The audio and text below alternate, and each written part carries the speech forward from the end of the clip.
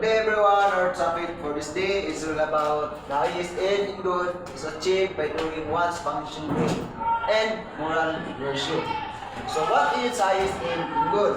So highest end in good, this refers to the ultimate goal of life, which Aristotle called eudaimonia. So what is eudaimonia? So this is often translated as flourishing or living well. It's not just a fleeting feeling of happiness, but a lifelong state of living a meaningful, excellent life. So what is doing one's function well? So doing one's function well, every living thing has a unique functions or purpose. For humans, our defining function is the activity of reasons, the ability to think, make choices, and act with logic. So to achieve the highest in good, we must fulfill this function. Will not just use reason, but use it excellently.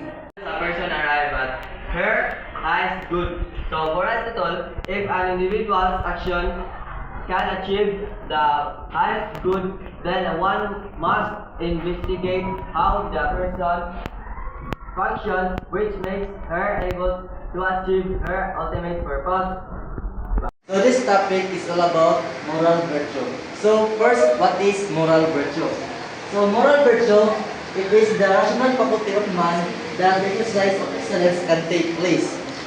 This faculty is divided into two aspects, which is moral and intellectual.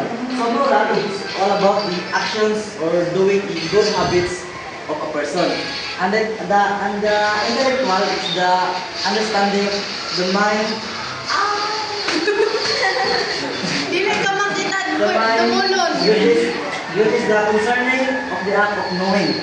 Maliki, oy. So these two aspects are basically where the functions of reason exercise.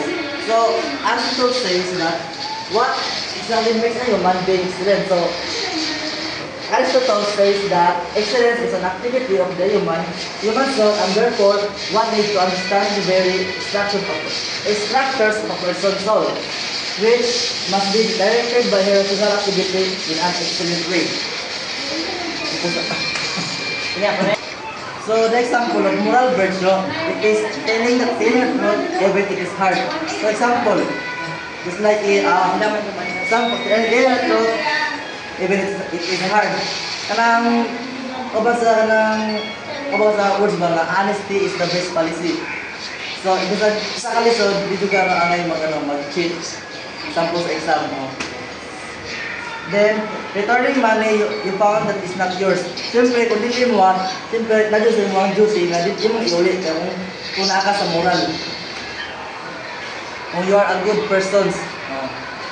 So, respecting your parents, teachers, and others. So, makita rin mo ang mga teachers niya, wala lagi siyempre, mag-greet ka, hi ma'am, hello, good afternoon. Then, say sorry when you make a mistake. So, need ko rin mong i-admit ang mong sala. Dili lang kay ma-pride ka, hindi ka mag-sorry kay alis mong pride. So, need rin mo nga magpaubos kung nakasala. Need mo i-admit ang mong sala. Then, first of all, the human soul is divided into two parts. The rational element and rational faculty. Rational faculty is this is the thinking of part of a person. It uses reason and logic. It helps us decide what is right or wrong. It allows us to analyze, understand, and make good judgment.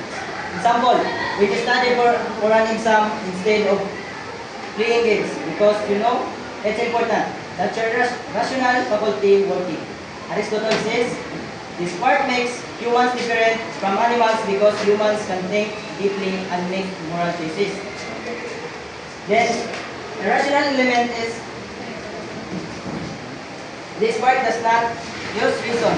It is connected to emotions, desires, feelings, physical needs, example, hunger, thirst, leisure. Then, the example of the rational element is when you feel angry and want to shout, that feeling comes from the rational element. But Aristotle says this part has two aspects. Vegetative aspect controls growth, operations, and basic life functions, same as plants. Appetitive aspects includes desires and emotions. This can be controlled by reason if we practice self-discipline. In short, the rational faculty is thinking and reasoning part. Then, irrational element is feelings and desires part. A good person learns to let reason control desires. This is how we develop moral virtue. That's all. Two ways. By which one can attain intellectual excellence, philosophic wisdom, and practical wisdom. Philosophic wisdom is concerned with attaining knowledge about fundamental principles and truths that govern the universe, which helps one to understand in general the meaning of life. Okay, the philosophic wisdom is also called Sophia. This is the wisdom that focuses on deep thinking and understanding truth. It studies universal truths like life, nature, and existence. It uses reason and knowledge.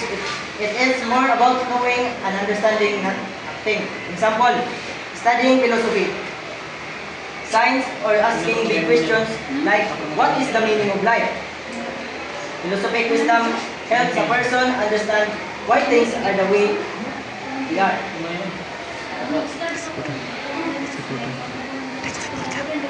Let's proceed. Mr. Amorado. So the next topic is all about the practical wisdom. So practical wisdom is an excellence in knowing the right conduct in carrying out of a particular act.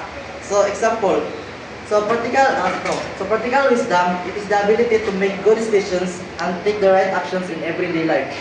It's all about knowing what to do and how in real situations. Examples, time management. So you have homework and chores.